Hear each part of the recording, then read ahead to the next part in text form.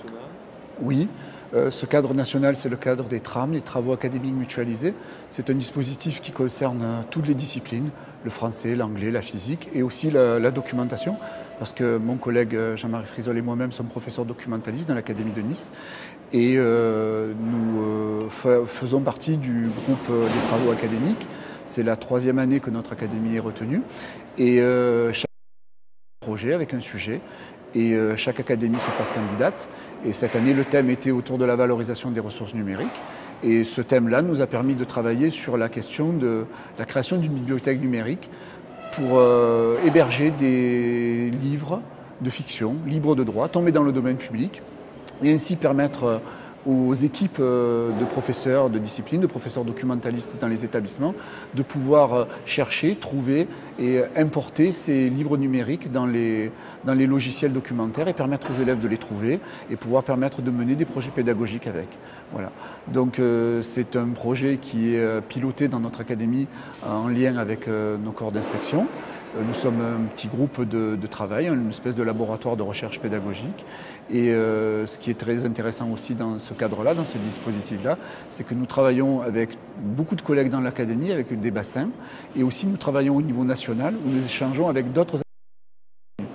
Donc dans ce cadre-là, nous échangeons avec l'Académie de Toulouse, et ce qui nous permet d'avoir une réflexion beaucoup plus poussée, une analyse beaucoup plus poussée, et d'avancer, de peaufiner l'outil au maximum. Donc voilà, l'idée est effectivement de présenter des livres aux établissements, mais derrière ce projet, cette belle idée qui est mise en avant, c'est l'idée derrière de permettre aux établissements de choisir et de prendre ces livres-là de manière sereine et réfléchie. Les livres que nous mettons dans les bibliothèques sont des livres qui ont été réfléchis, triés, parce que de nos jours, sur les plateformes avec Internet, on trouve beaucoup de livres, mais ils sont d'une qualité très inégale. Donc nous faisons en sorte que la qualité des livres que nous mettons dans notre bibliothèque, qui s'appelle Lili, livres libres, soit de très bonne qualité. Et puis aussi, ce sont des livres qui sont en règle avec le droit à la propriété intellectuelle. Donc les collègues peuvent les télécharger, les utiliser, les réutiliser et les remettre à disposition sans se poser la question du droit, parce que derrière, il y a eu une validation institutionnelle. Voilà. Donc derrière cette belle idée, ce beau projet, il y a un gros travail technique, un gros travail mécanique qui a été mené par mon collègue et sans qui ce projet-là n'aurait pas pu exister. Voilà.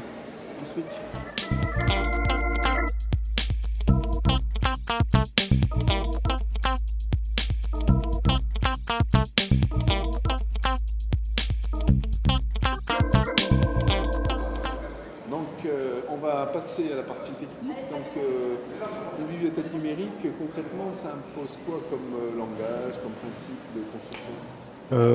Alors nous avions comme impératif au départ le fait que notre logiciel documentaire, nous documentalistes, exporte des notices principalement au format XML, qui est déjà un format de gestion de données et d'échange de données. L'autre impératif, c'est que nous avions comme outil pour faire notre bibliothèque Lili notre site académique DocAzure qui repose sur une famille de sites qu'on appelle des CMS, c'est-à-dire des sites de gestion de contenu.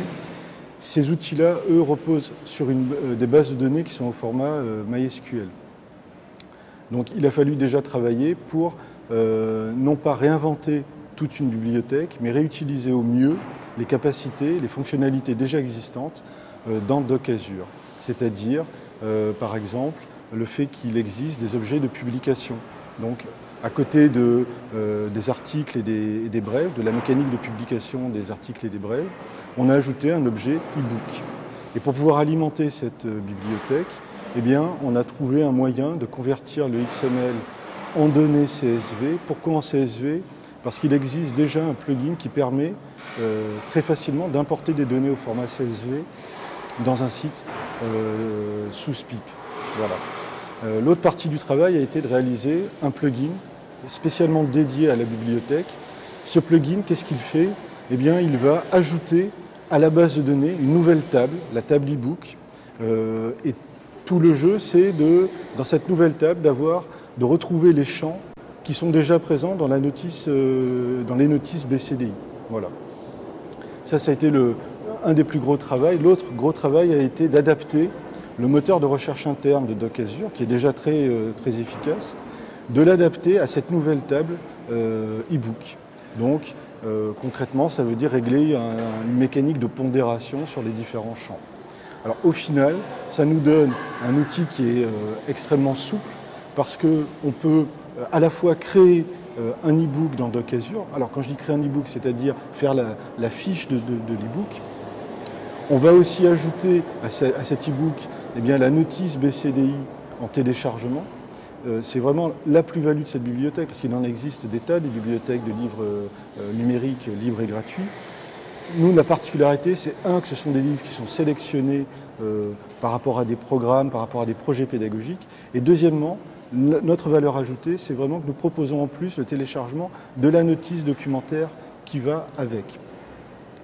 Je disais un outil assez souple parce que l'on peut à la fois donc, publier directement un e-book, mais on peut aussi, et c'est le cas le plus fréquent, récupérer auprès des autres documentalistes qui participent au projet des ensembles de notices qu'ils ont réalisés exprès pour notre bibliothèque. Donc on récupère un seul fichier XML, on le convertit en CSV, et une fois qu'il est converti, on l'importe dans Doc Azure, dans la bibliothèque Lily, et les e-books vont se créer. Il ne reste plus qu'à ajouter à chaque e-book créé la notice XML. Le projet est vraiment là. C'est à la fois un projet, mais à la fois sur la création et sur le partage. Et c'est aussi un projet qui prend en compte qu'est-ce qu'on fait des données. Pour nous, documentalistes, le vrai travail, c'est de créer ces notices. Et donc, on a souvent l'habitude de dire que ce qui importe pour nous, du point de vue technique, c'est les données, les data. Eh bien, dans ce projet, on voulait préserver et pouvoir réutiliser de façon très simple ces données. Je vais vous donner un exemple. Comme ces données sont intégrées à la base de données de Doc Azure, eh bien, on a ajouté très facilement un catalogue OPDS. Alors, un catalogue OPDS, c'est simplement, c'est un peu l'équivalent d'un flux RSS. On donne l'adresse de ce flux à une application smartphone ou tablette dédiée qui gère des livres numériques. Et votre application va aller interroger finalement le catalogue directement et reçoit les catégories de navigation. Ça veut dire que vous avez votre smartphone, vous indiquez l'adresse de notre bibliothèque et vous allez pouvoir non seulement naviguer, voir ce que nous avons dans la bibliothèque, les télécharger comme vous voulez et les lire. Et vous avez parlé de plugins, est-ce qu'il y a une distribution? Est-ce qu'il peut être exploité dans d'autres académies? Alors, on a fait le choix, oui, on a fait le choix pour la première année de limiter dans tout ce qu'on faisait. On a choisi un format de livre numérique, bizarrement on a pris le PDF. On a choisi une plateforme réservoir avec laquelle nous avons travaillé, ebooksgratuit.com, c'est bien je crois de les citer. Et puis, nous avons choisi également de travailler sur 3 bassins. Mais au-delà, là, on est sur une année, si vous voulez, de tests, de validation à tout niveau que ce soit. L'année prochaine, nous comptons ouvrir à plusieurs formats de livres, à plusieurs plateformes, et ne pas se cantonner forcément à notre académie.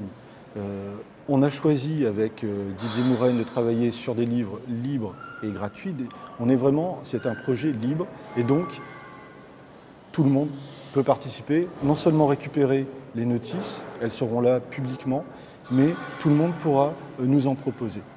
C'est vraiment l'idée qui est à la fois, intellectuelle et technique du projet, c'est un projet libre.